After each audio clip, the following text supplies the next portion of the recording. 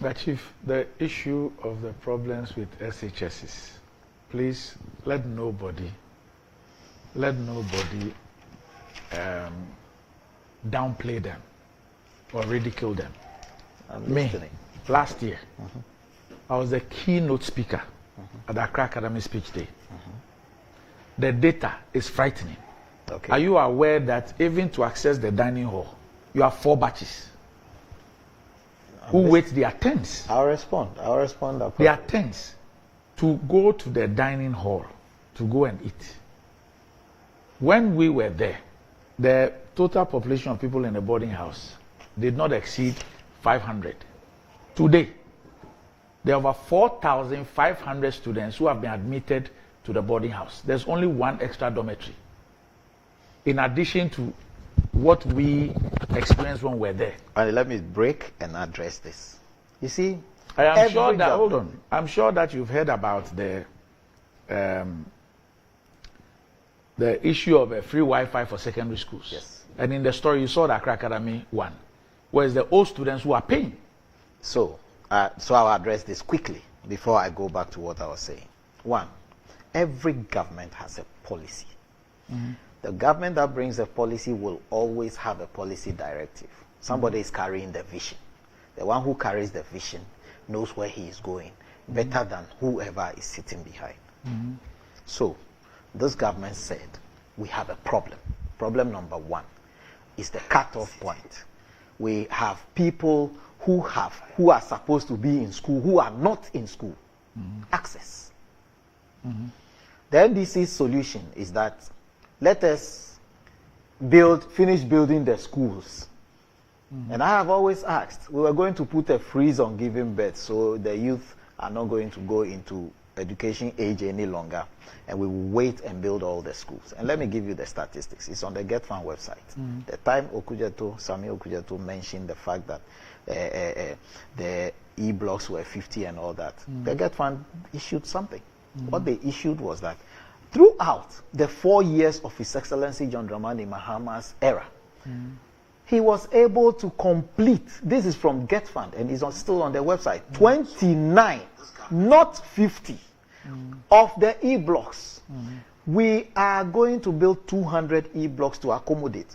I'm assuming without admitting that that's what they think will accommodate the number of students existing in the country today. So 200 e-blocks. In 4 years, we have built 29. Even the 29, 15 were paid for by us, and the World Bank, I think, supported with 14 or so. That is still on their website, so you can check. If it has taken us 4 years to build 29, it's like your secondary school question. How long will it take us to build a 200 under that arrangement? So what are you addressing? What I am addressing is that if we want to wait to finish improving infrastructure before we create access, we will never be able to do that. No, but that's because not, as you create, as you build, I'm coming. Randy, you landed on something. I want to land on that. Sorry, you are responding to an issue that I raised. Please. So the issue is, please, you can't set your numbers. I'm driving at the numbers. Don't set your own questions and answer them. I want to come to the numbers, but I'm starting from somewhere. You said something about an experience in a school. Yeah.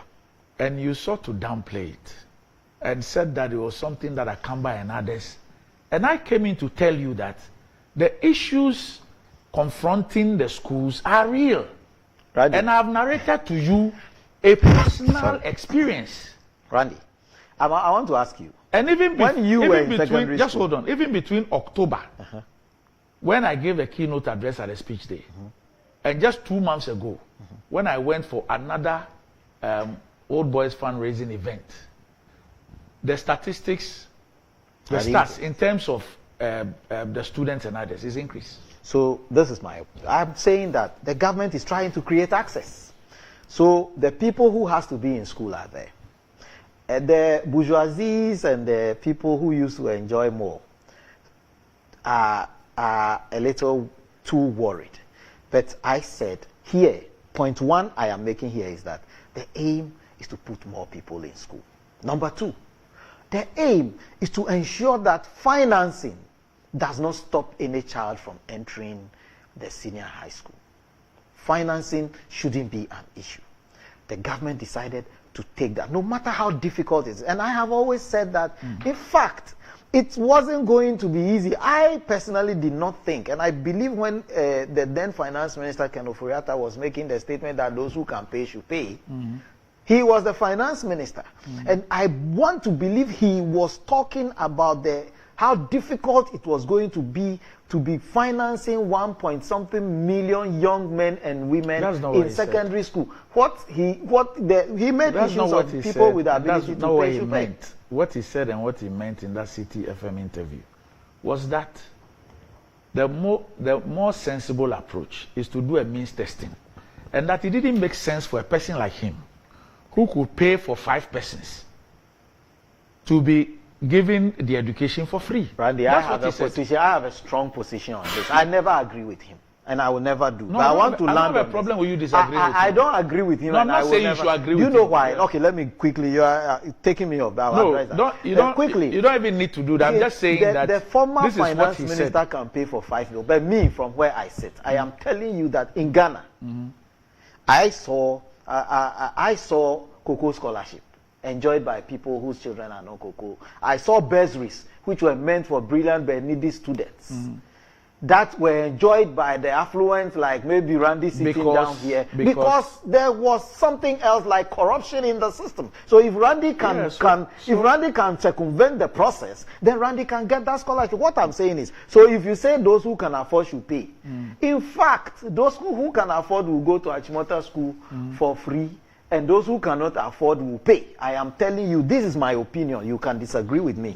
But I am telling you the things the government seeks to address, not what the NDC thinks. The third thing beyond financing that the government sought to address was to provide these students their ability to be passing the exam. Let me tell you why. Not to provide to pass. So the government decided to provide them. Randy, we used to get pass questions. Those who can afford will go to WAEC and buy past questions. I remember very well, one day my father came in with a bunch of them and brought a teacher to take me through how to answer questions before my O-level. Those who cannot afford will stay behind. We are all going to write the same exam. So the government said, now let's create an environment where everybody will have it. So the government had a policy that it was pursuing. And if in pursuing that policy, look, he mentioned their food. I don't know the secondary school he attended. I didn't attend some of these your plush secondary schools. So I used to eat gaso. Those who attended, we all did. Exactly. Those who attended, I had a cousin who was in Presec then. He ate gaso. How many fish was in your gaso? I am not saying the situation in the status quo will remain forever. But between me going to school, having the ability, having a teacher to teach me, and come through, and me staying at home as a cutoff point because the facility did not exist. If you ask me, I would prefer to be in school and struggle. I have a classmate, I have a mate who came from a school. He said they called the place Miaso. I have never been there. I heard it just in name. And if he tells you how he got to secondary school at that time, you'll be shocked. That guy is in the UK now. He's working. In fact, the other one comes from somewhere around Brekum. As for him, I can mention him because he's always saying it. That guy is working for one of the big banks in Canada today. He came from some village in the BA. So access, for me, is a big deal.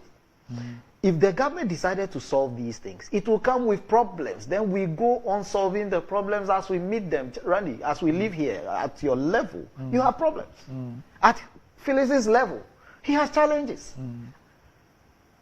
That is how it is. That's how the world will remain. There will never be a world that is flat. There will be mountains and there will be valleys. As the problems come, we will solve them. So technical education is being solved now by the Honorable Educhu. He's investing in the area. We cannot invest in all of them one day. We are a developing country. We are called Ghana. But we will have to do it. Start from somewhere and progress. That's what we are doing. Look, whether you like it or not, this bed bag issue, you think Free SHS brought it? Before Free SHS, were there no bed bags in the school? So what's the point? So if we go, there are bed bags in the school. What exists? What technology exists? What chemicals exist? What do we do as a people? That you don't say there are bed bugs in the school, so they should go and sleep. You are talking about a cracker. Look, the schools, this double track thing, the schools enjoying double track are the schools that only prestigious people were attending. Few of them are outside that. But most of the big schools, that more people want to attend that they didn't have access. We created more, so it means more people are entering. If the schools are having challenges in terms of, if His Excellency, the former president, is talking, I want to hear him tell me that, oh, Accra card, right? You gave Accra card as an example. We are 4 times the number now. So we have created 4 times the opportunity that used to exist in Accra card for more Ghanaian young men and women. Why should those people be at home? So when I come, I will build more dormitories. I will build an additional dining hall, right? Yes. And so on and so forth. But just criticizing, and the funny example of bed bugs, please stop saying that. It doesn't make sense. The story of Gaso doesn't make sense. Because since Kwame Nkrumah, I'm praying one day, maybe in the future, when His Excellency the former president becomes president again or whatever, or an NDC government comes in the future, I pray that the students will begin to now eat food prepared from Kempinski. We'll send them food from Kempinski and whatever. Mention some for me. AH Hotel, big ones. Let them begin to eat it. So that issue, let me put it aside. Adade, he talks about education and says that they have done more, and it's a lie. You see, the last time I came here, I think that was the last time I was here, I gave you the figures and you said the time was not appropriate for that kind of discussion. We have documented it. At the basic level alone, over 2,000 schools and activities were removed in the 8 years that we were in power. I've seen a flyer they are banding about. They say they have done 430. 430 and 2,000, is it the same thing? When President Mills took office, he launched an emergency schools development project, especially in senior high school, because President Kufuor had extended the duration. 4 years. But didn't have any infrastructure to augment it, to back it. So he launched 1,000 different projects in the schools. We did that in senior high schools. Let me address the community day schools. Right? It is also a lie that we completed only 29 community day schools. I have given a list to your producer. Let him project it. There are 50, right? I followed President Mahama to all those 50 schools to commission them. What they did is that when they came to court, get fund headed by a partisan NPP person, and Napo, another very partisan NPP person. When they go and there's a small hitch, say there's a defect in the school, or not all the classrooms have all the desks supplied, they say it's uncompleted. That is the criteria we were using. But me, I was Deputy Communications Minister. I followed President. And if you go to my Facebook wall, those who are watching can go. I put pictures of all these schools on my wall. Indeed, we have started 123. By the time we left office, over 84 had gotten off the ground, with 50 of them completed. So if they tell you we did only 23, they are lying. This is a list. Right? You can mention them if you want. Those who live in those communities know this. And to even put it in proper perspective, I put pictures of it on my wall. Because anytime any was completed, I sent out people to take pictures and videos. And my favorite is the one that was done at Nkwanta. Well, no, is it in Chumuru? Where the day that it was commissioned, 1,400 students left a dilapidated shed and just went into the classrooms by President Mama and now Professor Nana Opoku-Agyeman, who was then the education minister. So when they come and sit on radio and repeat these lies, right, I think it is time to check them. That Get Fine publication is a bogus partisan publication, supervised by Napo, a very partisan, non-objective individual. We are the ones who did that project. Randy, if you go around this country, there are many of them that had reached significant stages of completion that they have abandoned. Number 2, let's talk about TVET. Randy, I have given another picture to your producer. She can project it. They speak as though what they have done in TVET is unprecedented. They have done regular classroom blocks, a few of them dotted around, and put in some equipment. And they say, Randy, under President Mahama, we had what we call Development for Skills for Industry program. This, what you are seeing on your screen now, is the new campus of the Accra Technical University at a place called Mpehuansem. It's around Kwakye also. Well, okay, maybe around that place. That is the new, this one is, oh, please. It is a direct product of that DSIP program. $124 million, that President Mama launched in 13 technical institutes, including one in my constituency called Aswansi Technical Institute. AAK. This is it. You understand me? So this is the campus as it's coming. This is the entire master plan. But this is the outcome as we speak. You come to power, you go and build some 8 schools. Those are the new senior high schools they have built. 8. And the senior high schools were built. Have capacity for 1,500 students each. If you multiply by 50, the ones at least we had completed before leaving, that's 75,000 new senior high schools. Let him tell you how many people their so-called new senior high schools have accommodated and added. You see, and a bit about free SHS. You see, he was trivializing the problems at senior high school. When President Mama said he wouldn't invest that money in just one segment of education, he said that in 2012, Randy. In that election, the MPP lost. Because the people of Ghana agreed with him that he was making sense. And indeed, he has been borne out by the recklessness that has attended the implementation of the senior high school. When I spoke about bedbugs, he was trivializing it. Randy, after they paid the fees, even that payment, Charles, how many times has Charles not come out to complain about the lengthy delays in the disbursement of free senior high school funds? After they pay the fees, they don't have money to do anything else. It is the reason why the children are suffering in that way. They say that, oh, recently the pass rate has been so high. Randy, the pass rate they are boasting about is less than what was recorded in 2015. Almost 9 years ago. In fact, President Akufo-Addo is on record to have said that the pass rate they recorded now is comparable to 2015. 2015. It's not that it is better than 2015. 10 years ago, the children were doing better academically than now. It means that in all the 8 years or so that you've implemented junior high schools, outcomes have not been as good as before. And it is the reason for this is simple. Andy, you go to Cape Coast, and you will, all of us boast that we have elite senior high schools, right? Elite. And go and look at the conditions under which they sleep. I told you that one of them, they couldn't find 1,000 cedis to buy electricity for dormitories. And they went out begging parents and benevolent entities to come to their aid. So after you pay the fees of the children, you can't even afford 1,000 because you have not planned.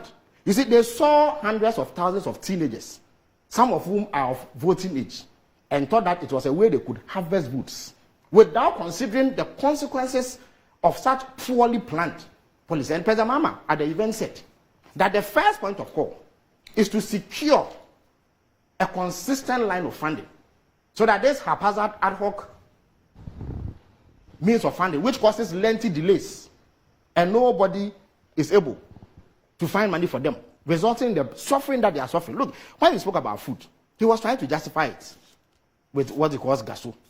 Randy, if the children were having gaso, we wouldn't be having this conversation.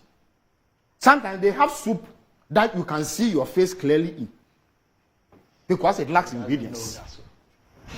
They have food that is not fit for dogs, Randy. That is what some of the children are eating in senior high school.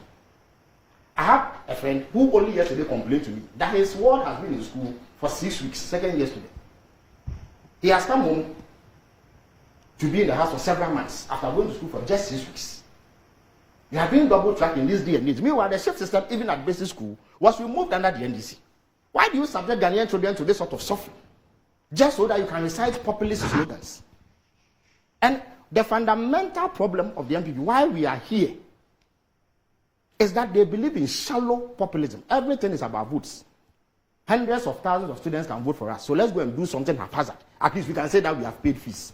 Randy, I am contesting for elections. I know when I go to my house in the constituency, every day I am confronted with parents who are compelled to cough up 8,000 cedis to buy prospectus for their wards to be able to go to senior high school. How much is the fees of senior high school? It's 1,000 or 1,500 cedis, if I'm not mistaken. Yet you are asking the person you say cannot pay 1,000 or 1,500 to cough up 8,000 cedis to buy prospectus. And only last week I had to deal with a case where the child goes to a day school in Cape Coast. For 1 week, the girl has been sitting at home because the parents cannot fund transportation. They say that there was a shortfall of 100,000 in terms of the number of children who could go to school. They said up to about 100,000 people could not go to school at the time that free SHS was not there. Randy, only last week, Education Watch has published that their research shows that there are over 130,000 students who have not been able to go to SHS because they could not afford. Their parents could not afford the prospectus and all the other things that they are charged. So they turn policy on its head. The policy is not informed by the welfare, the future, and well-being of the children. It is informed by shallow political, empty sloganeering led by Baumia. Policies that make no sense, except that you can recite slogans to earn votes.